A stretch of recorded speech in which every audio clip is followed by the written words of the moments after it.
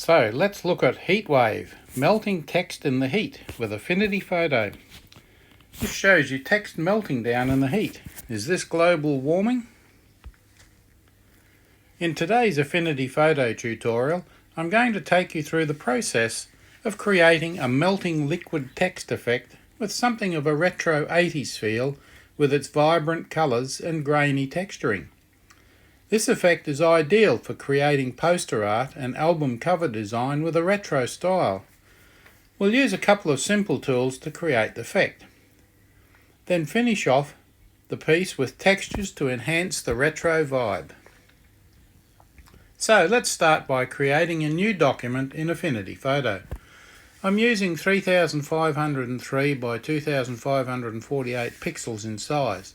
This just happens to be the same dimension as the film dust texture I'm using, available free from Spoon Graphics. And you can see the sizes there and how it's set out. That's fairly easy to follow. This is not a difficult exercise. Create a new layer and fill it with white. So you've got a texture layer at the top and a white layer underneath. Open the texture image and copy it. Then go to your new document and paste it. Or use Place from the command menu. It will place onto your new canvas. Alternatively, you could simply begin by opening that texture with Affinity Photo. So you've got a number of options there, and you can faintly see some of the texture on the dark background. You can experiment with that if you like.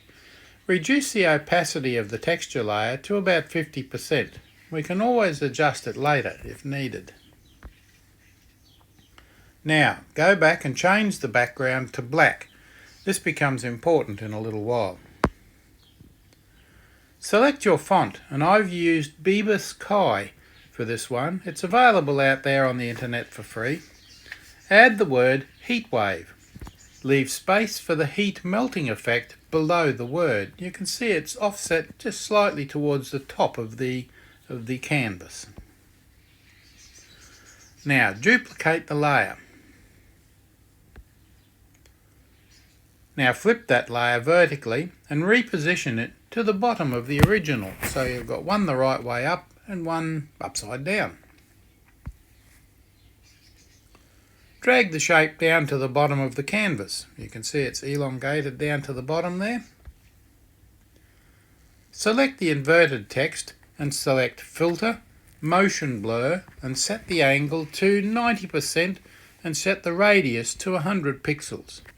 You'll get a nice little blurring effect like that. Now we can add the Heatwave similarities. Select the copy layer first, then select the smudge brush tool. Use the settings shown to drag sections into a Heatwave pattern.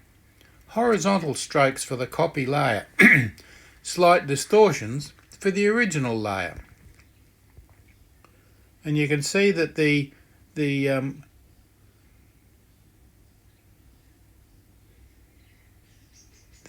brush, the blur brush, smudge brush, is on the left hand side and 1, 2, 3, fourth down. The smudge brush is fourth down.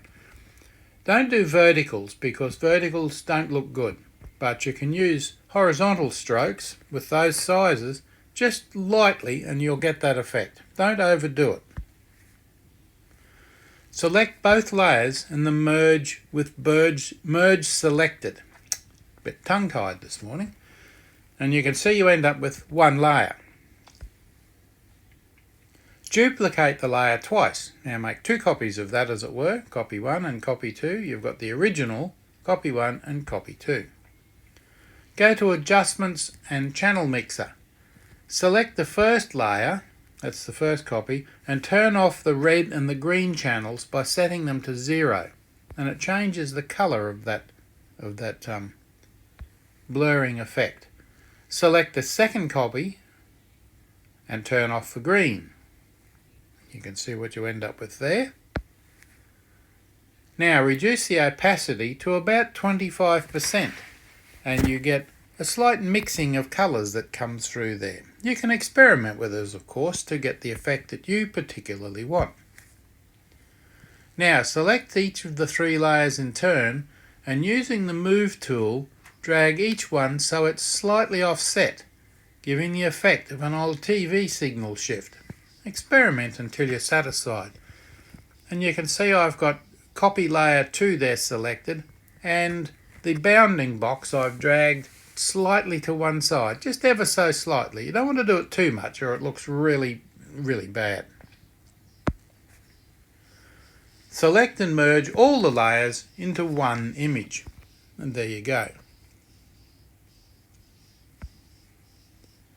Set the blending mode to Color Dodge.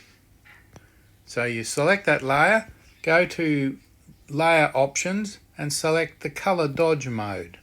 Again, you can experiment with those to see which one you like best, because what I'm doing here is showing you how to do it, but it may not exactly suit the image that you want. But this is how you do it in the one we're doing.